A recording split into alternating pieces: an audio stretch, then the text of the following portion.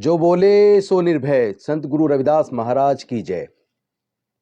आप सभी को संत गुरु रविदास जी की जयंती पर शुभकामनाएं देता हूं। तथागत बुद्ध, डॉक्टर बाबा साहेब अम्बेडकर,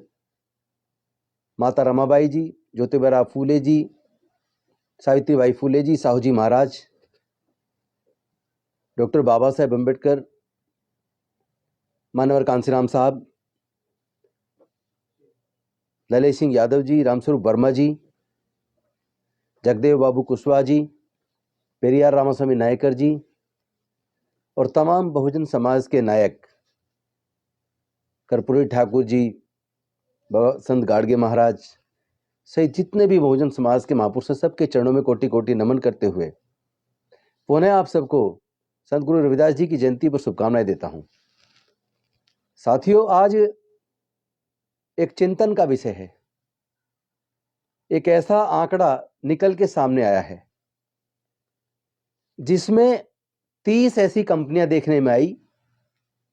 जिनके ऊपर भारत सरकार के इनकम टैक्स डिपार्टमेंट ने, एनफोर्समेंट डायरेक्टरेट ने और सीबीआई ने जिनके खिलाफ जांच शुरू की और कुछ को यहां तक कि गिरफ्तार करके जेल में डाल दिया। और उन 30 कंपनियों ने उसके बाद भारतीय जनता पार्टी को लगभग 335 करोड़ रुपए का चंदा दिया। तो यह एक सवाल पैदा होता है, क्या ये देश की जांच एजेंसियां, चाहे वो इनकम टैक्स हो, चाहे सीबीआई हो, चाहे ईडी हो, क्या ये भारतीय जनता पार्टी के लिए वसूली का काम कर रही है? क्या भारतीय जनता पार्टी के नेताओं के इशारे पर जिस प्रकार विपक्ष के नेताओं के घरों पे छापे डाले जा रहे हैं, नेताओं को प्रेशराइज करके, डरा के भारतीय जनता पार्टी मजबूर करने के लिए दबाव बनाया जा रहा है, विपक्ष के विधायकों को तोड़कर भारतीय जनता पार्टी की सरकारें बनाई जा रही हैं, तो कहीं ऐसा तो नहीं है कि ये इनकम टैक्स डिपार्टमेंट हो या एनफोर्समेंट डायरेक्टरेट हो, चाहे सीबीआई हो, ये एजेंसियां जो भारत सरकार की तरफ से निष्पक्ष रूप से संविधान द्वारा प्रदत्त अधिकारों का इस्तेमाल करके क्राइम को कंट्रोल करने के लिए, क्रिमिनल्स को सजा दिलवाने के लिए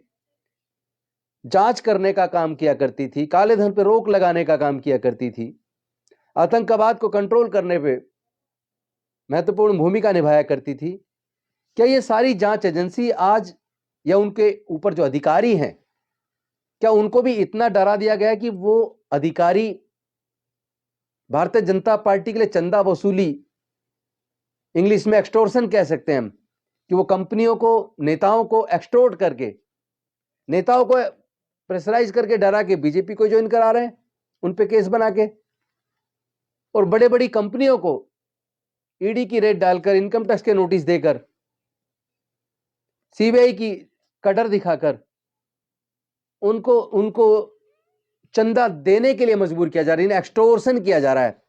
हिंदी में मैं कह सकता हूं अवैध वसूली। ये तो देश के लिए बहुत खतरनाक है। अभी आपने देखा होगा, 2 दिन पहले एलन मस्क ने कहा कि भारत सरकार ने एक्स को, जिसको पहले ट्विटर कहते थे, उसको बकायदा निर्देश दिए हैं कि वो कुछ खास लोगों के अकाउंट को फ्रीज कर दे, सस्पेंड कर दे या बंद कर दे। हालांकि एलन मस्क ने यह भी कहा कि मैं लोगों की स्वतंत्रता के खिलाफ नहीं हूं, और ये जो भारत सरकार हमारे ऊपर दबाव बना रही है, ये लोगों की स्वतंत्रता, freedom of speech and expression के खिलाफ है। लेकिन दुख की बात है, पूरे दुनिया के सामने भारत की सरकार ने, नरेंद्र मोदी जी की सरकार ने पूरी दुनिया के सामने देश को बदनाम कर दिया है। एक तरफ देश के माननीय प्रधानमंत्री नरेंद्र मोदी जी कहते हैं कि दुनिया का सबसे बड़ा लोकतंत्र भारत है, लेकिन दूसरी तरफ पूरे दुनिया के सामने एक यह मैसेज चला गया कि भारत में लोकतंत्र धीरे धीरे खत्म हो रहा है। तो ये कोई अच्छा संदेश नहीं है, इससे देश की बदनामी हो रही है। मैं भी पिछले कुछ दिनों से देख रहा हूं कि मैं फेसबुक लाइव करता हूं या फेसबुक पर कोई पोस्ट डालता हूं तो मेरी पोस्ट को दबा दिया जाता है। खासतौर पे जो मैं फेसबुक पे पोस्ट डालता हूं तो उसकी नोटिफिकेशंस जो मेरे फॉलोवर्स हैं उनको नहीं जाती। पहले कोई भी पोस्ट में डालता था तो उसकी नोटिफिकेशन मेरे फॉलोवर्स, जो मेरे मित्र लोग हैं, जो मेरे मिशनरी साथी हैं, जिनकी वजह से मुझे ताकत मिलती है, उनको नोटिफिकेशन जाता था और वो मेरी पोस्ट को फिर आगे बढ़ाते थे। लेकिन मैं पिछले कुछ महीनों से देख रहा हूं कि मेरी जो भी मैं बोलता हूं, जो भी मैं फेसबुक पे डालता हूं, उसकी नोटिफिकेशंस लोगों को नहीं जा रही। लोग मुझे शिकायत कर रहे हैं। अभी 2 दिन पहले भी लोग मिले, कल भी लोग आए हुए थे, वो मुझसे मिले, विधानसभा में भी लोग मिले और लोग कह रहे हैं कि सर आपकी नोटिफिकेशन आया करती थी, आजकल नहीं आ रही है। कल मैंने अपनी विधानसभा में जनता संवाद किया, जो वन टाइम एक स्कीम हम दिल्ली जल बोर्ड की तरफ से लाने का प्रयास कर रहे हैं ताकि लोगों को राहत मिल सके, पानी के बिलों को का निपटारा किया जा सके। तो वहां पे भी मुझे लोगों ने कहा कि सर आजकल आपकी नोटिफिकेशंस नहीं आ रही है,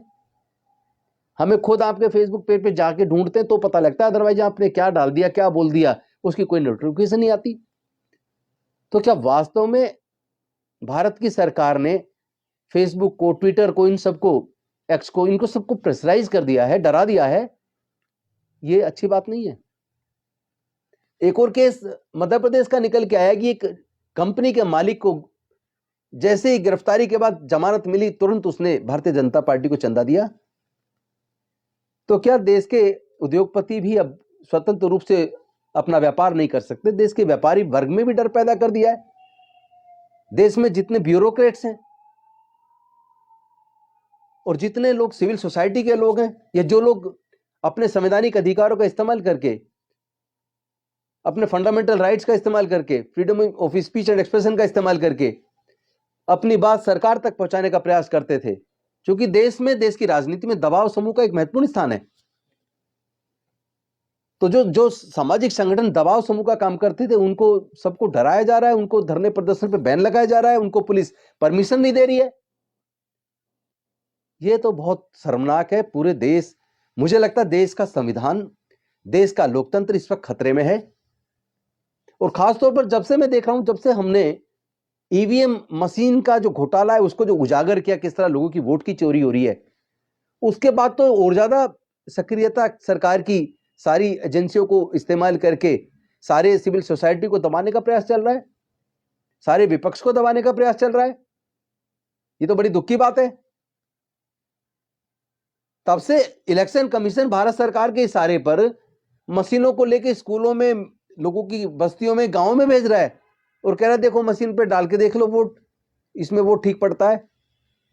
बाद में वो अधिकारी कहते हैं ये जो हम बोल रहे हैं, हमें आदेश दिया गया बोलने के लिए, पर सच तो यह है कि हमें नहीं पता इसमें कैसे सिस्टम है, और इसमें हमें भी लगता है अभी वोट की चोरी तो है कुछ ना कुछ। क्योंकि जब हम वोट, वहां इलेक्शन में हमारी ड्यूटी लगती है, वहां हम लोगों का माहौल कुछ और देखते हैं, और जब वहां रिजल्ट आता है तो रिजल्ट कुछ और आता है। इसका मतलब जो हम बार बार कह रहे हैं कि ये प्रोग्रामिंग की जाती है, और इस ईवीएम मशीन को बनाने वाली कंपनी के 7 में से 4 डायरेक्टर बीजेपी के हैं, सोर्स कोड उनके पास होता है। ईवीएम मशीन के अंदर रियल टाइम क्लॉक क्यों है, उसमें टाइमर क्यों लगा है? क्या ये सच है कि टाइमर के द्वारा रियल टाइम क्लॉक की मदद लेकर उसमें किस डेट में और कितने बजे से कितने बजे तक चोरी करनी है वोट की, वो सब कुछ पहले से फिक्स कर दिया जाता है, वो सब प्रोग्रामिंग पहले से कर दी जाती है? ये तो बड़ा भारत के लोकतंत्र के लिए वास्तव में बहुत खतरनाक परिस्थिति पैदा हो गई है। ये इलेक्शन कमीशन ऑफ इंडिया, जिसको भारत के संविधान ने निष्पक्ष और स्वतंत्र चुनाव कराने की जो जिम्मेदारी दी है, वो निष्पक्ष कहां बचा? मुझे लगता है देश के लोगों को एकजुट होकर देश के संविधान बचाने के लिए, देश के लोकतंत्र को बचाने के लिए खड़ा होना पड़ेगा, अपनी लड़ाई को लड़ना पड़ेगा, और साथ ही साथ यह भी देखना पड़ेगा, जैसा माननीय कांशीराम साहब ने कहा था, डॉक्टर बाबा साहेब अम्बेडकर जी ने बड़े मुश्किल से वोट का अधिकार हमें दिलाया था, तो उसी वोट के अधिकार को सुरक्षित रखने के लिए माननीय कांशीराम साहब ने कहा था, जिस तरह अपनी बहन बेटी की इज्जत की रक्षा की जाती है, ऐ मेरे बहुजनों, अगर देश के लोकतंत्र को बचाना चाहते हो तो उसी तरह अपनी वोट की भी रखवाली करना, जिस तरह अपनी बहन बेटी की इज्जत की रखवाली करते हैं। तो मेरे देशवासियों, में आपसे हाथ जोड़कर विनती करता हूं, अगर आप चाहते हैं देश का लोकतंत्र बचे, देश का संविधान बचे, देश में नफरत खत्म हो, देश में प्यार बढ़े, तो भारतीय जनता पार्टी को जवाब देना होगा और ईवीएम हटाने का आंदोलन और तेज करना होगा। बस इन्हीं शब्दों के साथ मैं अपनी वाणी को विराम देता हूं। बहुत बहुत धन्यवाद। जय भीम, जय भारत, जोहार, नमो बुद्धाय, शुक्रिया।